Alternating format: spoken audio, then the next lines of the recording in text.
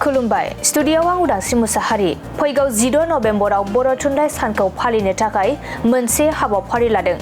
धेमाजि जिल्ला जनाय दख'रानि बेन्दोंआव थानाय 2 नं लादांगुरि दानसोरां गेजेर फरायसालिनि लांगोना गेलेग्रा फोथाराव 16 नबेम्बर बर' थुनलाइ सान फालिनो आखायाव लादों।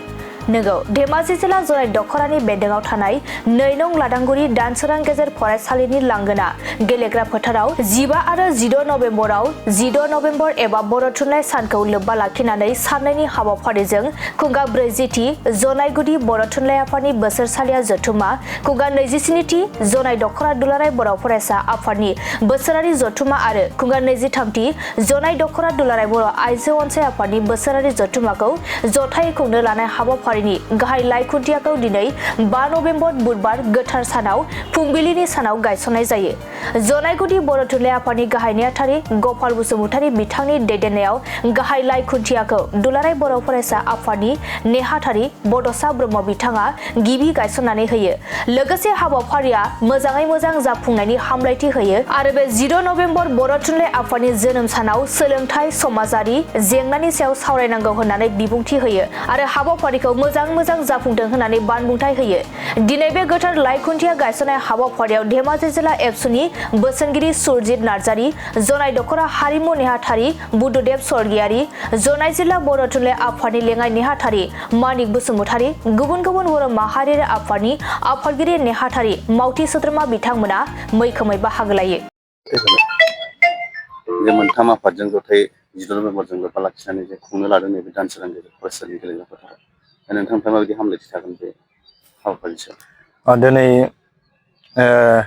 मोनथाम आफाद जेरै बर' थुनलाइ आफाद, जनाय दख'रा बर' फरायसा आफाद आरो जनाय दख'रा आइजो अनसाय आफाद, बे मोनथाम आफादजों ज' लोगो नांनानै जे 16 नबेम्बरखौ लोब्बा लाखिनानै 15 आरो 16 नबेम्बरखौ मोननै थारिखखौ थि खालामनानै बिथांमोनहा जे जथुमा खुंनो हाबाफारि लादों। दा बेनिनो दिनै गाहाय खुन्थिया गायसननाय बे हाबाफारि जानानै थांबाय।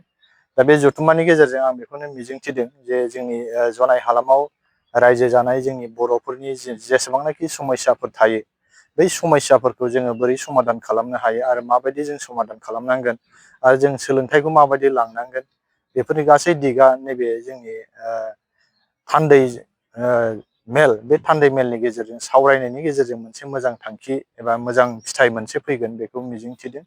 आरो बेनि गेजेरजों जोङो जनाय हालामाव रायजो जानाय जोंनि बर'फोरनि जौगानांगौनि थाखाय सोलोंथाइखौ सिगाङाव लांनांगौनि थाखाय बे जोंनि जथुमाया मोनसे गोनांथार मोनसे जथुमा जागोन। दा बेखौ आसा खालामदों आङो जे बे जथुमानि गेजेरजों जोङो जनाय हालामा मोनसे जारिमिन सोरजिनो थांगासिनो दं।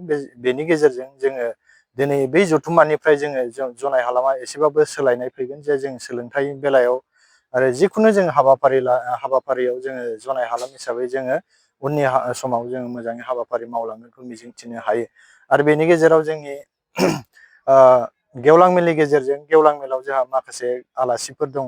दा बे आलासिफोरनिफ्रायबो जोङो जोंनि बर' समाजखौ जौगानांगौनि थाखाय, जोंनि सोलोंथाइ जौगानांगौनि थाखाय, जोंनि समाजखौ फोसाबनांगौनि थाखाय जों मा हाबा मावलांनांगोन आरो माबोरै हाबा मावलांनांगोन बै मेसेजफोरखौ जोङो मोनगोन।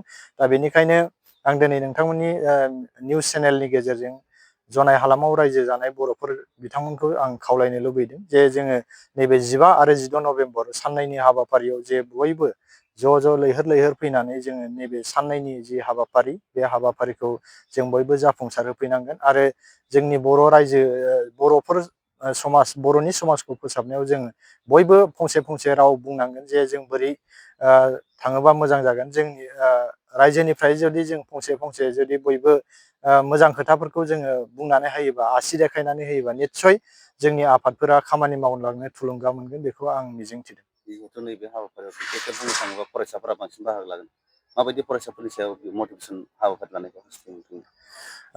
दा बुंनो थाङोब्ला दिनैनि फरायसाफोरा बांसिन बेखौनो नोजोर बोनाय नुनो मोनदों जे जोंनि फरायसाफोरा जे जाय फरायसाफोरा फरायबाय, फरायनानै माखासे फरायसाफोरा खायसे गोब्राब नाजानायनि गेजेरजों खायसेया मोजां साख्रि मोनहैबाय, सोरबा पुलिस मिलिटारि मोनहैबाय, सोरबा प्रफेसार जाहैबाय, सोरबा डक्टर इन्जिनियार सासे सानै जाहैनो हाबाय। दा बेनि गेजेरजों आं बेखौनो खावलायगोन जे जाय फरायसाफोरा साख्रि बाख्रि मोनाखै बे साख्रि बाख्रि मोनाब्लाबो जोङो स्किल जों बे दुलाराय बर' फरायसाफ्रा जे mission skill and quality education बेखौ जोङो फोसावनानै होदों। जिहेथु जोङो फरायनायनि गेजेरजों जोङो फरायनानै साख्रि मोनाब्ला जोङो जोंनि जिउखौ दैदेनलांनो थाखाय माबा मोनसेबाबो मावनांगोन। बे जिखिनि मोजां जायखिजाया मोजां खामानिखौ जों मावनांगोन। जेरै जोङो गेलेनायाव जोंनि फरायसाफ्रा खायसे मोजां, खायसे मेथाइ खननायाव मोजां, खायसे मोसानायाव मोजां, खायसे बिदिनो मोजां खामानि मावनो हायो, सावगारि आखिनो हायो। दा बैफोर खामानिखौ जोङो मोजाङै मावलाङोब्लाबो जोङो जोंनि जिउ दैदेननाय जोङो जोंनि राहाखौ मोननो हागोन। जाहाथे नैबे मेलनि गेजेरजों बेफोर खोथाफोरखौनो सावरायगोन आरो बेफोर खोथाखौनो दिनैनि फरायसाफोरनो जोंनि गाहाय आलासि आरो जर'खा आलासि बिथांमोना मेसेज होगोन, आं बेखौ मिजिंथिदों।